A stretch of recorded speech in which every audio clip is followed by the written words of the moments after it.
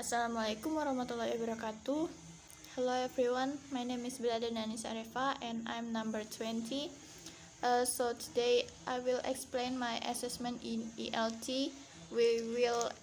I will explain about identify the types of speaking state the syllabus of K13. Yang mana kita akan membahas tipe-tipe silabus K13 yang mempelajari tentang speaking.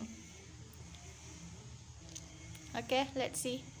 Dan kita akan membahas di silabus yang kelas 7, yaitu kompetensi intinya KI 1, menghargai dan menghayati ajaran agama yang dianutnya.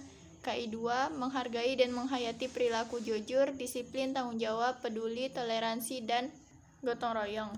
Lalu percaya diri dalam berinteraksi secara efektif dengan lingkungan sosial dan alam dalam jangkauan keberadaannya.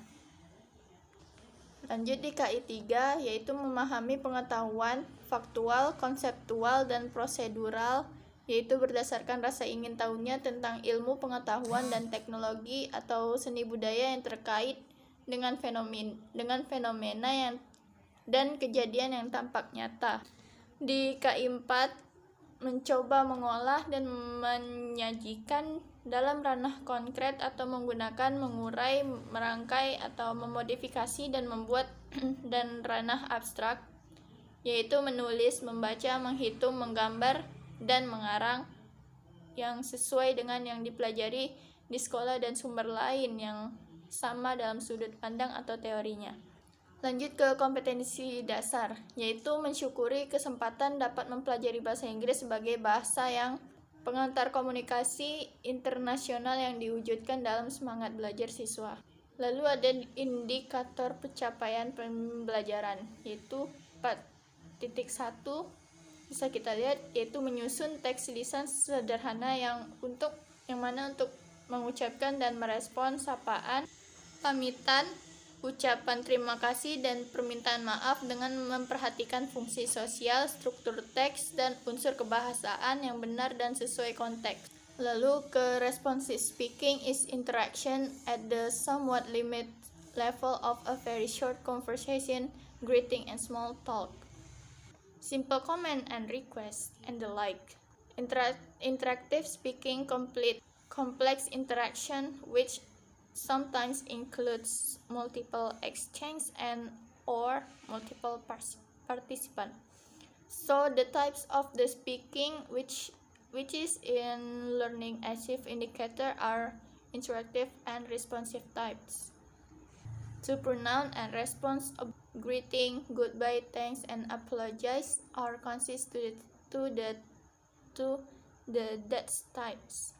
Oke, seperti inilah tabelnya types of speaking, yaitu yang bisa kita lihat types of speaking dan activity, yaitu responsive dan interactive. Responsive itu responsibility, the material of greeting, goodbye, thanks, and apologize. And next, interactive, yaitu pronunciation, the expression of greeting, goodbye, thanks, and apologize too.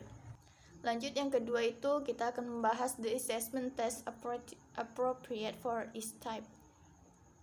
Yaitu di sini ada tersedia tabelnya types of speaking dan assessment activity.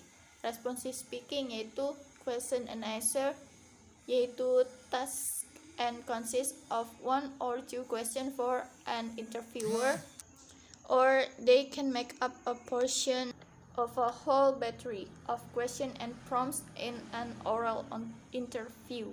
Next, yang kedua itu giving instructions and directions. These types of assessment entails a student asking for the teacher questions. Essentially, students assumes control over the conversation.